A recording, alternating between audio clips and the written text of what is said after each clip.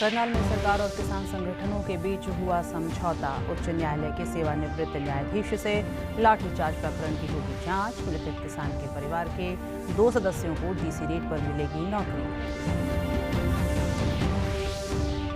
गृह मंत्री अनिल विज ने कहा, करनाल के संपूर्ण प्रकरण की होगी जांच। कहा, आंदोलनकारी किसान पंजाब चुनाव तक मुद्दे का नहीं चाहते कोई हल।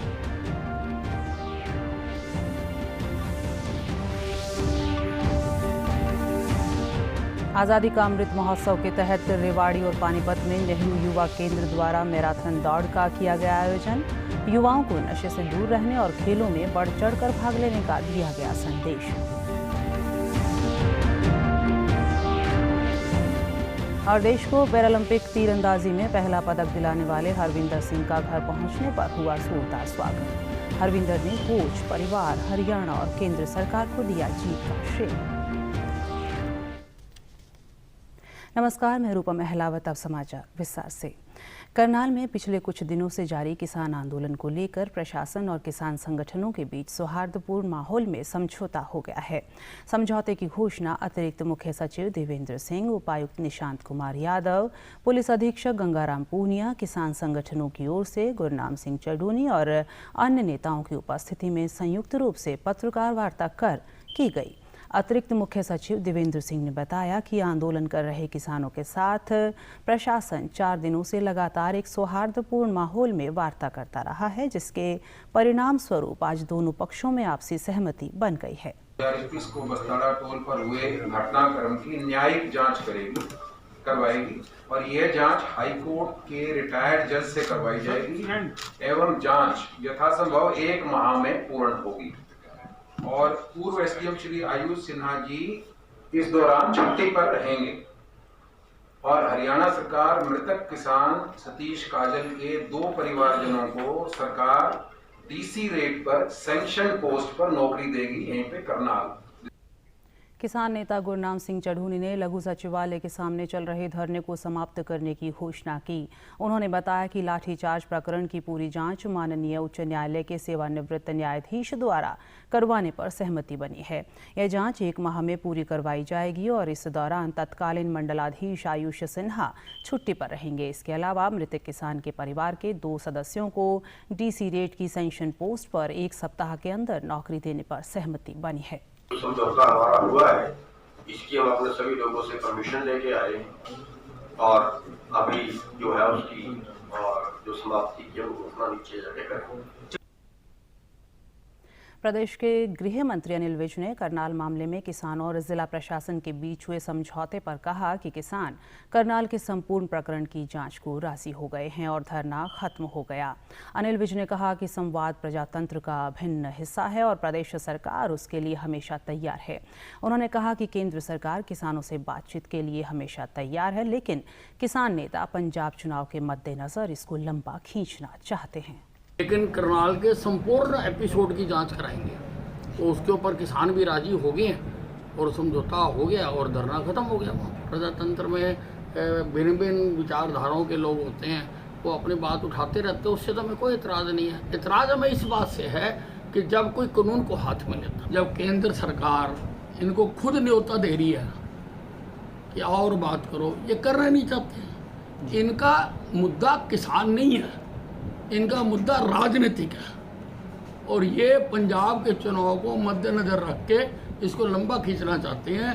ये चाहते हैं कि पंजाब के चुनाव तक इसी प्रकार से माहौल बना रहे, ताकि पंजाब में जिन्होंने इनको इसके लिए तैयार किया है उनको राजनीतिक लाभ मिल सके। प्रधानमंत्री नरेंद्र मोदी ने आज वीडियो कॉन्फ्रेंसिंग के माध्यम से गुजरात के अहमदाबाद से सरदार धाम भवन का लोकार्पण किया। प्रधानमंत्री ने कहा कि आज ही के दिन स्वामी विवेकानंद ने उस वैश्विक मंच पर खड़े होकर दुनिया को भारत के मानवीय मूल्यों से परिचित करवाया था। आज दुनिया यह महसूस कर रही है कि 9/11 जैसी त्रासदियों का स्थायी समाधान मानवता के इन्हीं मूल्यों से ही होगा। साथियों, सरदार धाम का आज जिस तारीख को लोकार्पण हो रहा है, वो तारीख जितनी अहम है उतना ही बड़ा उससे जुड़ा संदेश है। आज 11 सितंबर यानी 9/11 है। दुनिया के इतिहास की एक ऐसी तारीख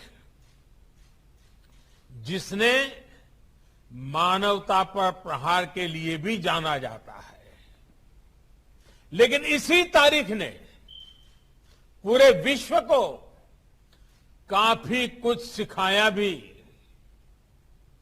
एक सदी पहले ये 11 सितंबर 1893 का ही दिन था जब शिकागो में विश्व धर्म संसद का आयोजन हुआ था। प्रधानमंत्री ने शुक्रवार शाम को कोविड-19 पर एक उच्च स्तरीय बैठक की। बैठक में महामारी के मद्देनजर तैयारियों, ऑक्सीजन की उपलब्धता के अलावा कोविड-19 के खिलाफ टीके के उत्पाद और सप्लाई को लेकर भी चर्चा हुई है। वहीं राज्यों द्वारा दवाइयों के बफर स्टॉक जिले स्तर पर रखने पर जोर दिया गया है। प्रधानमंत्री ने जीनोम सीक्वेंसिंग के जरिए म्यूटेशन पर नजर रखने पर जोर दिया है। साथ ही ऑक्सीजन की उपलब्धता सुनिश्चित करने के लिए हर संभव कदम उठाने का निर्देश दिया है। राष्ट्रपति रामनाथ कोविंद ने आज प्रयागराज में उत्तर प्रदेश राष्ट्रीय विधि विश्वविद्यालय प्रयागराज और एडवोकेट चैम्बर एवं मल्टी लेवल पार्किंग का शिलान्यास किया। इस मौके पर राष्ट्रपति रामनाथ कोविंद ने अपने संबोधन में कहा कि न्यायपूर्ण समाज की स्थापना तभी संभव हो सकती है जब महिलाओं की भी न्यायपालिका में भागीदारी बढ़े। महिलाओं में न्याय प्रकृति अधिक होती है, उनमें सबको न्याय देने की क्षमता होती है। महिलाओं में न्याय की समझ भी अधिकतम होती है। महिला अपने ससुराल, मायका, पति और पुत्र में एक साथ समन्वय बनाती है।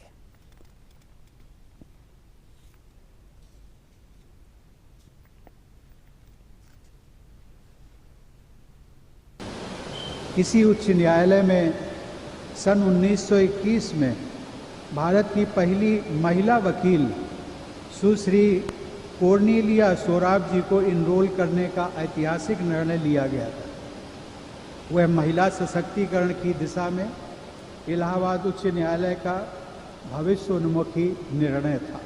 सामान्यतया महिलाओं में न्याय प्रकृति का अंश अधिकतम होता है, भले ही इसके कुछ अपवाद भी होते हों। उनमें हर किसी को न्याय देने की प्रवृत्ति, मानसिकता व संस्कार होते हैं। मायका हो, ससुराल हो, पति हो, संतान हो, कामकाजी महिलाएं सबके बीच संतुलन बनाते हुए भी अपने कार्य क्षेत्र में उत्कृष्टता के उदाहरण प्रस्तुत करती है।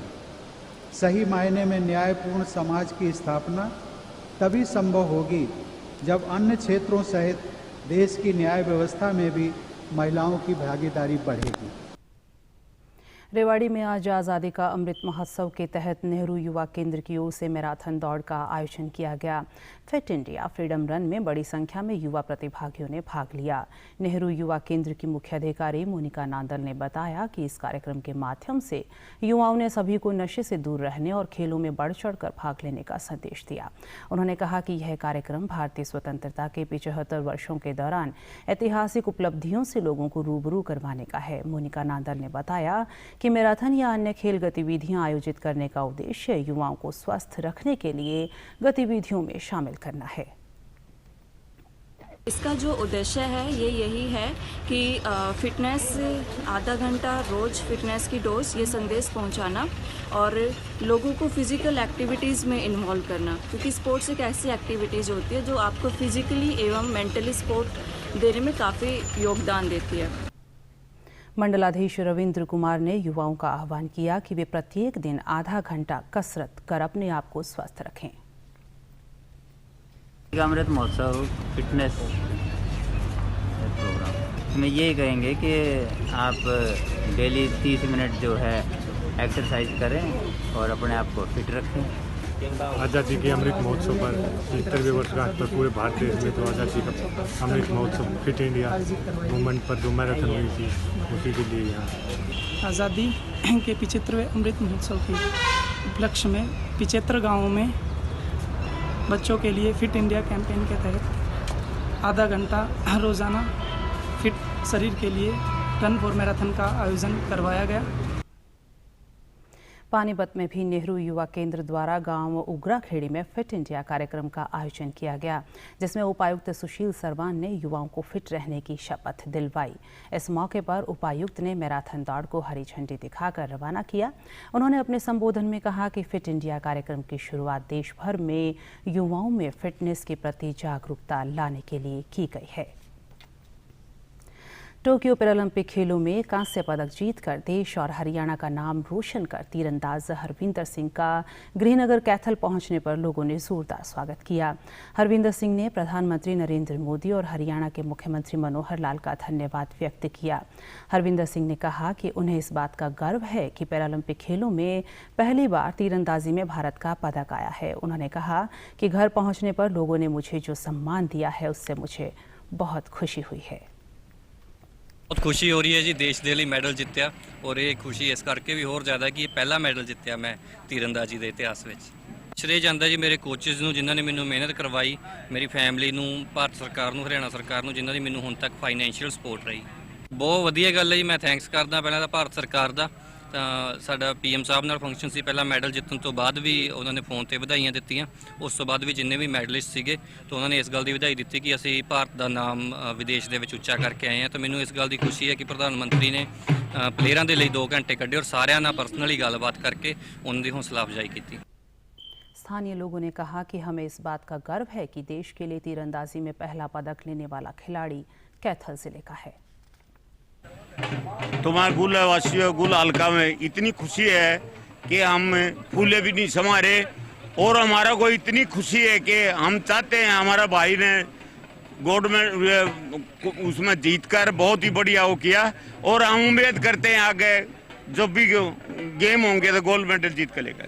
भाई हरविंदर सिंह कंबोज ने जो इतिहास रच दिया है भारत देश में, हरियाणा प्रदेश में और कैथल जिला के एक छोटे से गांव में जो गुला हल्का में पड़ता है, अजीत नगर कसोर कॉलोनी जिसको बोलते हैं, उस एरिया के हर एक व्यक्ति की नज़र आज भाई के ऊपर टिकी है कि किस प्रकार से भारत देश का हर बच्चा जब भी ओलंपिक गेम्स हो तो उसमें गोल्ड मेडल, कांस्य पदक जीतकर देश और प्रदेश और दुनिया में भारत का नाम चमके।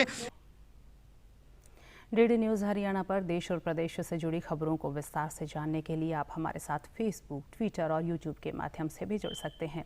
हमसे जुड़ने के लिए आप हमारे सोशल मीडिया हैंडल को भी फॉलो कर सकते हैं। अब आप अपने मोबाइल फ़ोन से QR कोड स्कैन कर हमारे यूट्यूब चैनल पर सीधे पहुंच सकते हैं। प्रधानमंत्री नरेंद्र मोदी के आह्वान पर देश भर में सितंबर माह में राष्ट्रीय पोषण अभियान चलाया जा रहा है। इसके तहत भिवानी में आंगनवाड़ी कार्यकर्ता और स्वास्थ्य कार्यकर्ता संयुक्त रूप से पोषण की जानकारी देने के साथ ही शिविर लगाकर गर्भवती महिलाओं, शिशुओं और किशोरियों की जांच भी कर रहे हैं। जिला मुख्य चिकित्सा अधिकारी डॉक्टर सपना गहलावत ने बताया कि प्रत्येक गाँव में जाकर कुपोषण से संबंधित प्रभात फेरी, साइकिल रैली, जागरूकता शिविर के अलावा घर घर जाकर लोगों को जागरूक किया जा रहा है। स्कूल व आंगनवाड़ी केंद्रों में रेसिपी, क्विज कंपटीशन और स्लोगन कंपटीशन का आयोजन करवाया जा रहा है। और मालनरिशमेंट इस तरह से जांच करने के बाद में उनको उसी पर निर्धारित आहार जो है उसकी मात्रा उनको बढ़ाई जाती है। और गर्भवती महिलाएं जो आती हैं उनका भी इसी तरह से जो न्यूट्रिशन स्टेटस है और जो चेकअप है वो किया जाता है। आंगनवाड़ी कार्यकर्ताओं ने कहा कि महिलाओं व किशोरियों को पालक, बथुआ और कोंधरा जैसी सब्जियां खाने व अंकुरित अनाज और पौष्टिक भोजन बनाने की जानकारी दी जा रही है। जागरूक किया जाता है, चेतना रैली निकाली जाती है, उसमें महिलाओं को खाने पीने की पौष्टिक आहार के बारे में बताया जाता है। जो अपने एरिया की महिलाएं हैं, लड़कियां हैं, उनको पौष्टिक भोजन के बारे में बताते हैं। इनको पालक, बथुआ, कोंधरा हो गया, आज के टाइम पे जो है ये सस्ती भी हैं और फायदेमंद भी है बच्चों के लिए। इससे हमारा खून की कमी जो है पूरी हो जाती है। महिलाओं ने बताया कि आंगनबाड़ी कार्यकर्ता उन्हें स्वस्थ रहने, पौष्टिक आहार लेने और एनीमिया से बचने की जानकारी दे रही हैं। जैसे पालक, बथुआ, फ्रूट वगैरह जो भी हो, खीरे, सलाद, सब खाना चाहिए जिससे हमें कमी ना हो, खून की कमी ना हो। मैं आंगनवाड़ी से सीखती हूँ कि कैसे आयरन की कमी को पूरा किया जा सकता है और क्या कुछ टैबलेट्स ली जा सकती हैं या फिर क्या चीज़ हमें खानी चाहिए जिससे खून बढ़ता है और सब कुछ, और ये बहुत लाभदायक है। और अंत में इस बुलेटिन के मुख्य समाचार एक बार फिर। करनाल में सरकार और किसान संगठनों के बीच हुआ समझौता। उच्च न्यायालय के सेवानिवृत्त न्यायाधीश से लाठीचार्ज प्रकरण की होगी जांच। मृतक किसान के परिवार के 2 सदस्यों को डीसी रेट पर मिलेगी नौकरी। गृह मंत्री अनिल विज ने कहा, करनाल के संपूर्ण प्रकरण की होगी जांच। कहा, आंदोलनकारी किसान पंजाब चुनाव तक मुद्दे का नहीं चाहते कोई हल।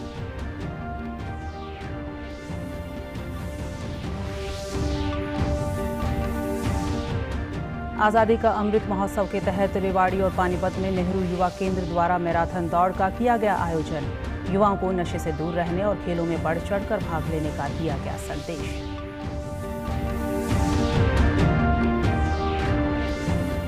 और देश को पैरालंपिक तीरंदाजी में पहला पदक दिलाने वाले हरविंदर सिंह का घर पहुंचने पर हुआ जोरदार स्वागत। हरविंदर ने कोच, परिवार, हरियाणा और केंद्र सरकार को दिया जीत का श्रेय। सभी दर्शकों से अपील है कि आप जब भी घर से बाहर निकलें तब मास्क जरूर पहनें, 2 गज की दूरी बनाए रखें और एक नियमित अंतराल पर अपने हाथ धोते रहें। और अगर आप पात्र हैं तो टीकाकरण अवश्य करवाएं, तभी आप कोरोना महामारी से बच सकते हैं। आज के बुलेटिन में बस इतना ही। नमस्कार।